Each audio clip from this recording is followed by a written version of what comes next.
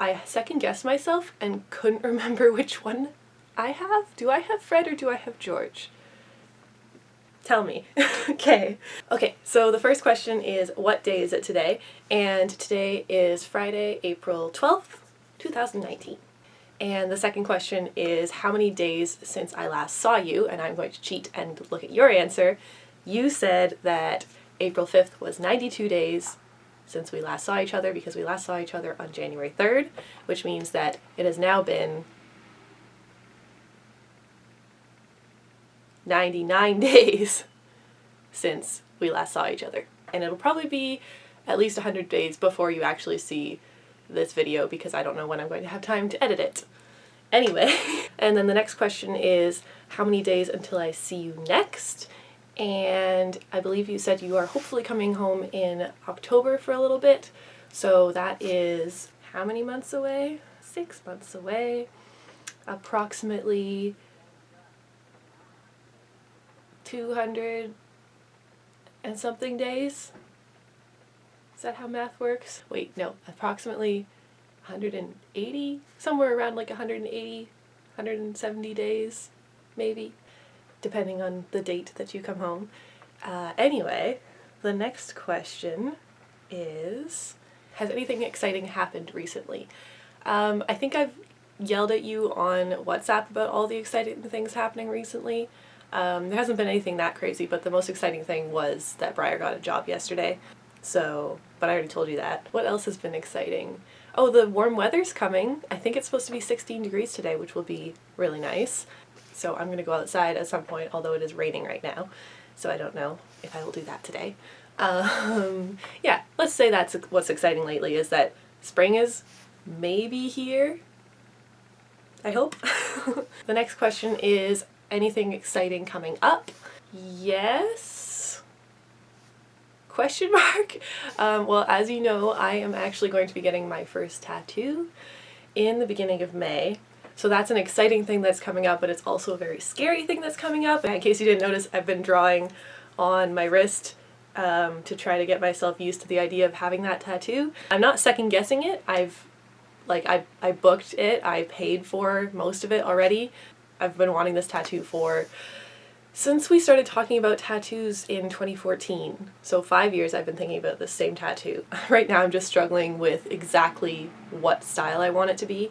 I don't want it to look like this. This is just my own terrible printing. It's either going to be this really light, thin, soft, like handwriting script. I'll post a picture, if I can, of like the style that she does, or it'll be typewriter font, which was my original plan, but now I'm thinking that my memory card just ran out of space, so I fixed it. What was I talking about? Right, deciding like exactly what I want the font to look like. So I originally wanted the typewriter font, but now I'm not sure. And I think I just realized the other day that if I do get the typewriter font, I want to have a comma in between them. But if I don't get the typewriter font, like if I get the script, then I don't want a comma in between them. So I really have to like choose between these two options. I like the idea of both, but also I don't think I'll know for sure unless I actually can see it on myself. And I can't draw the type of script that she does, or neither can I draw like typewriter font. So the best I can do is this, which is not great. Also, I've been looking at this word way too often in the past like hour, and now it looks weird to me. So anyway, that's an exciting thing that's coming up, I guess, and I will be vlogging it on my channel, so you will get to see that whole process. Briar's gonna come with me, and I'll probably be listening to a podcast while getting it done, because I am very scared. Anyway, the next question is, any random updates? I was actually going to put the tattoo thing in a random update, and then I forgot and put it in exciting things coming up instead. So, let's see. Oh, I've been going to in-studio classes at the National Ballet every 2 weeks. Now I've done it twice, and I'm going to keep doing that because I need to get back in shape and also like maintain my technique, if not improve it as a teacher. I think that's important. What else? I had another one.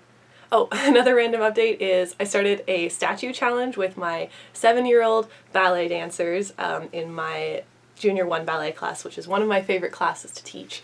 And we started a challenge last week called the Statue Challenge, which is where when they finish an exercise, they have to stand nicely in their finishing pose for at least a few seconds. And if all of them do it until I tell them they can relax, then they get a point. And we're going to count up all the points at the end of the year, and if they get over 100 points during the year, then we're going to have a craft party. And I told them we're going to have a craft party last night as the prize, and they all got really excited. So that's adorable and exciting, and they're actually working really, really hard in that class. Like, they're probably one of my hardest working classes, which is great. Oh, and then the next question is your last question, which was not fair, by the way. You said, what have you been loving recently other than Friends of the Table? I'm not allowed to talk about Friends of the Table. Okay. I know, I talk about it enough. But I can talk about the games that I've been playing. So, haha, loophole. Yeah, I am going to do that.